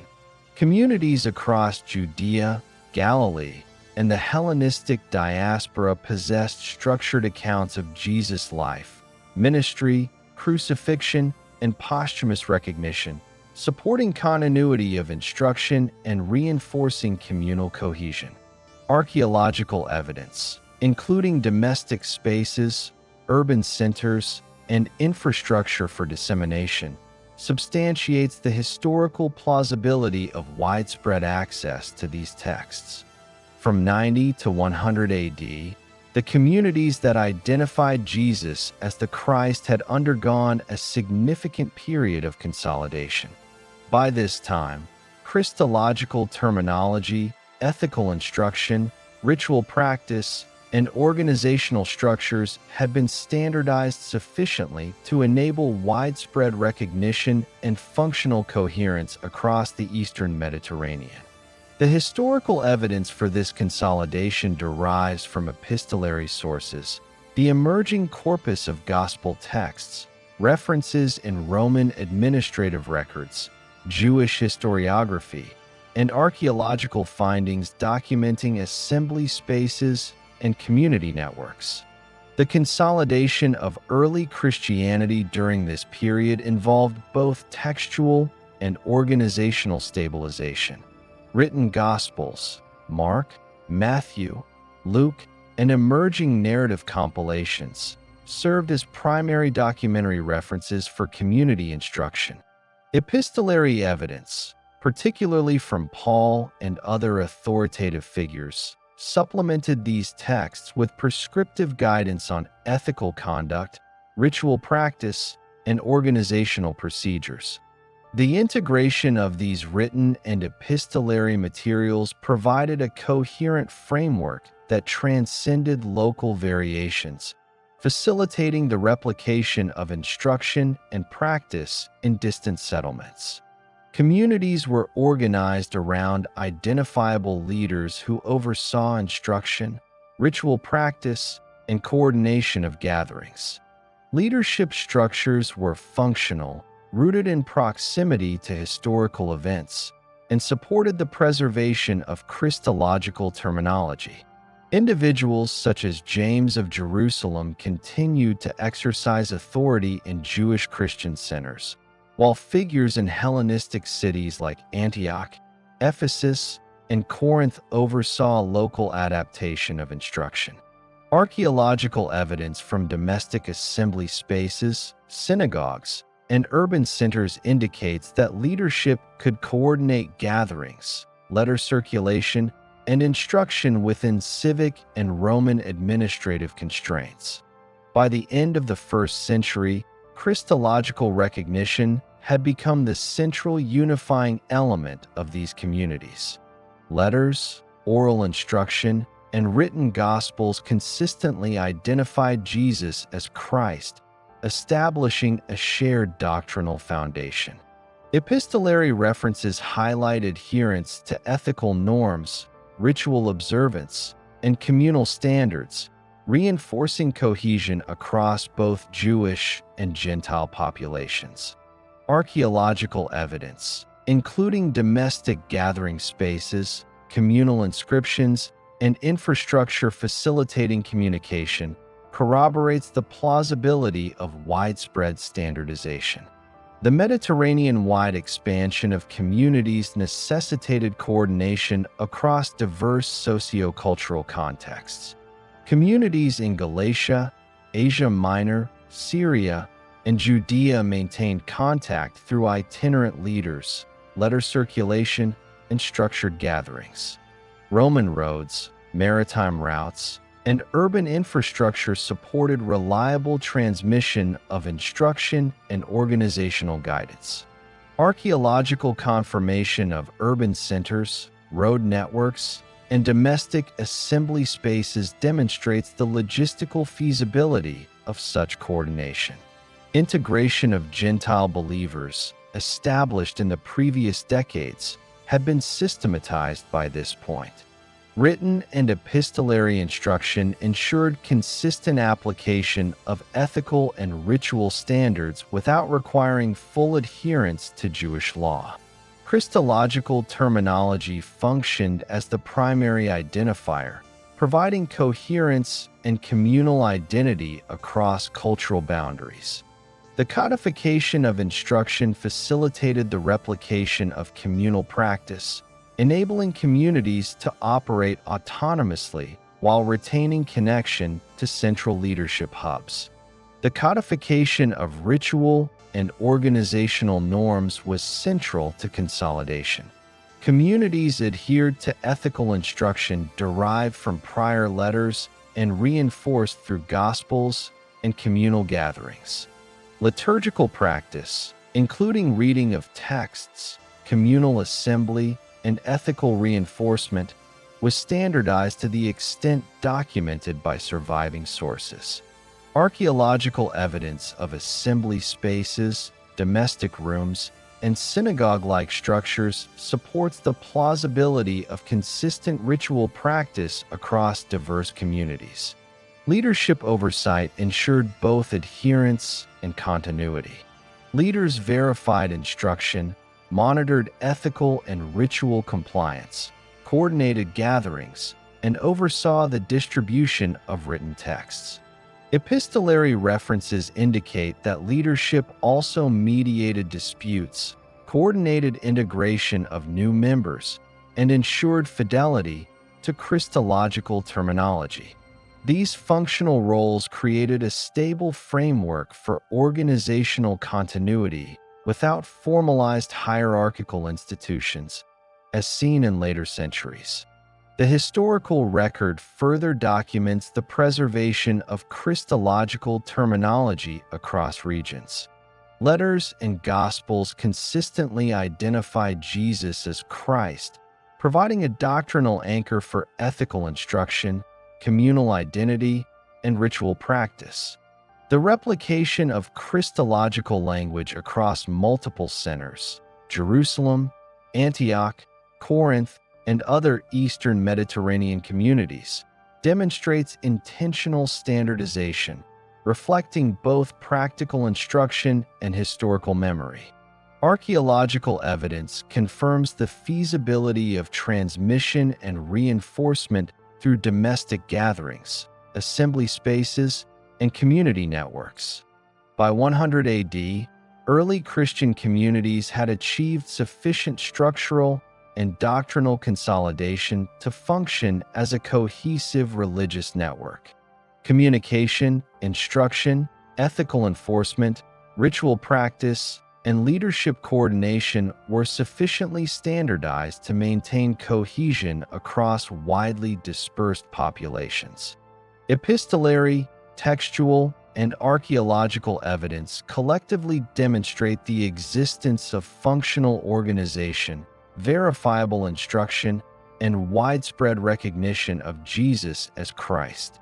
The consolidation phase also established the foundation for subsequent doctrinal and organizational developments. By preserving Christological terminology, ethical instruction, and standardized practice, communities were positioned to navigate subsequent socio-political challenges while maintaining coherence. Roman administrative oversight, local Jewish governance, and Hellenistic cultural contexts shaped operational practice but did not inhibit the functional cohesion of these early networks. Archaeological confirmation of assembly spaces, infrastructure, and domestic coordination supports this historical reconstruction. Social and logistical considerations underpinned consolidation. Domestic hospitality, kinship networks, and communal resources allowed gatherings, instruction, and dissemination of texts. Messengers, itinerant leaders, and local coordinators ensured consistent application of instruction. Epistolary references indicate oversight mechanisms that reinforced fidelity to Christological terminology, ethical guidance, and organizational coherence. Archaeological evidence confirms the availability of domestic and urban spaces suitable for sustained communal activity. The historical significance of this period lies in the establishment of a resilient organizational and doctrinal framework. Christological terminology provided unifying identity. Letters and gospels ensured continuity of instruction, and leadership structures preserved operational cohesion. Communities maintained internal consistency while engaging with diverse cultural and geographic contexts, demonstrating the capacity for replication and coordination. By the end of the 1st century, Christianity had emerged as a distinct religious network, historically recognizable across the Mediterranean. The period spanning 6 to 100 AD documents the emergence, development, and consolidation of communities recognizing Jesus of Nazareth as the Christ. Beginning under Roman administration in Judea, historical records established the political, social, and religious environment that framed the early Jesus movement.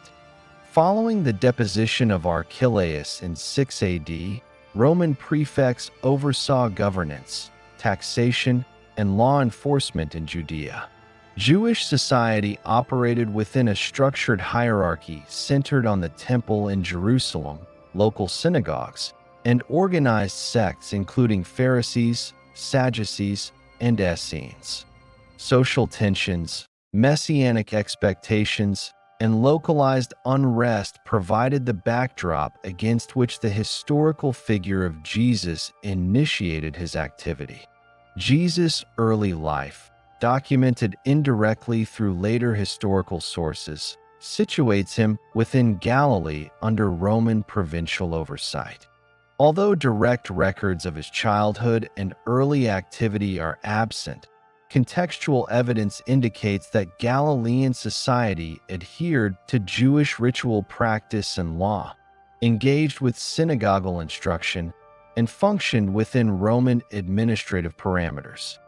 By the mid-20s AD, Jesus began public activity documented historically in Galilee and Judea, interacting with Jewish authorities, teaching in itinerant capacities, and drawing attention from local and Roman observers.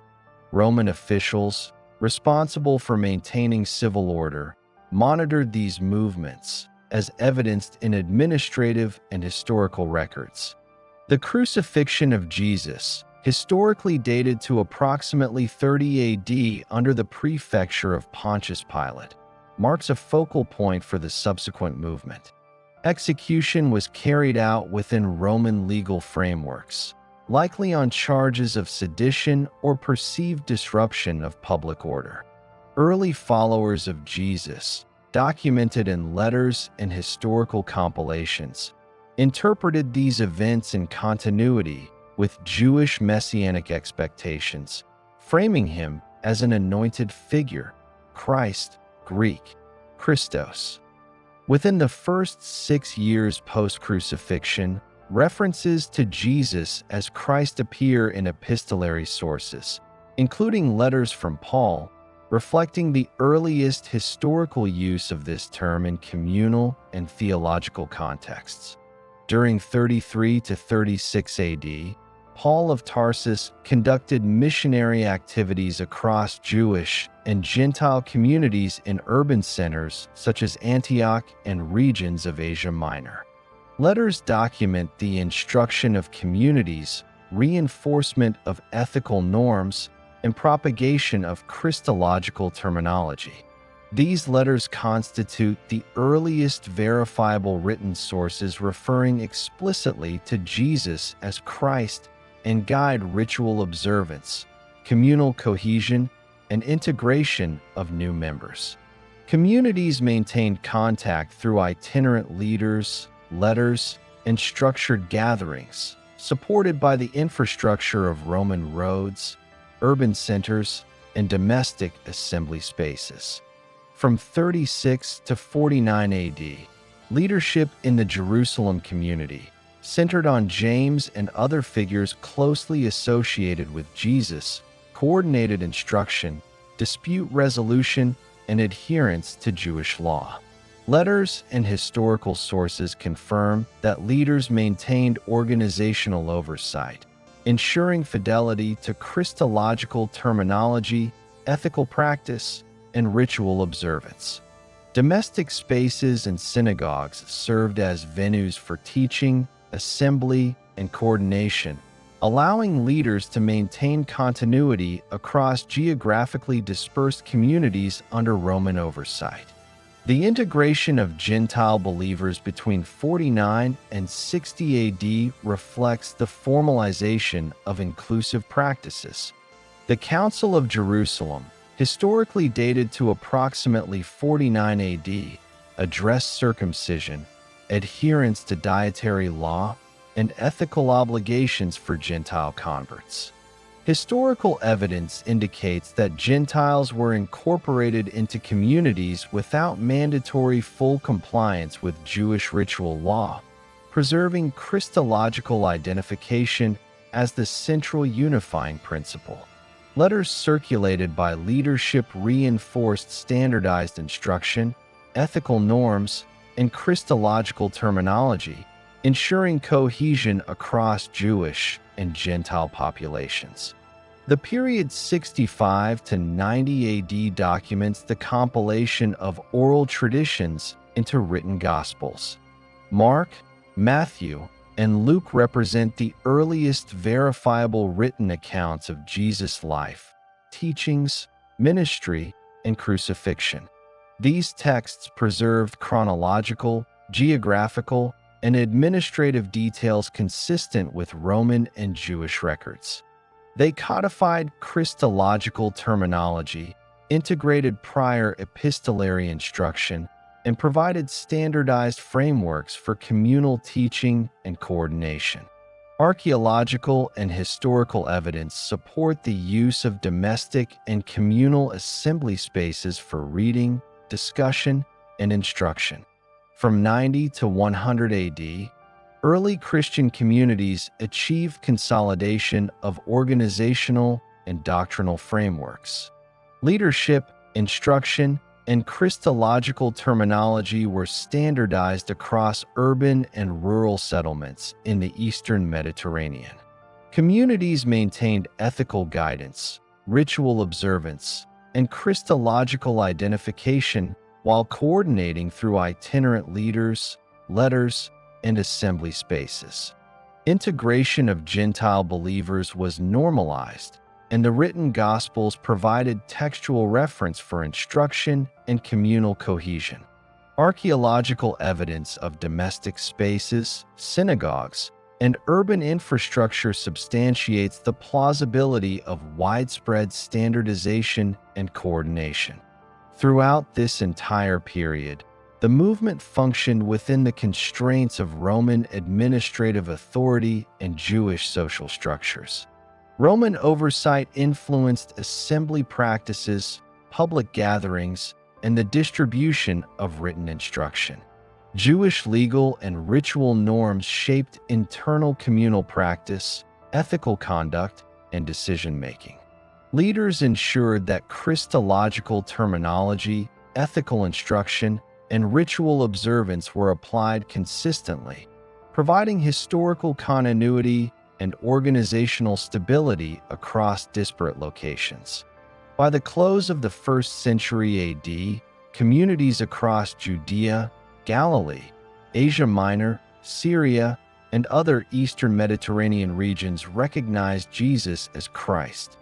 Christological terminology, ethical instruction, ritual norms, and leadership structures had been sufficiently consolidated to sustain functional cohesion. Letters, Gospels, and domestic gatherings provided mechanisms for instruction, oversight, and verification of communal adherence.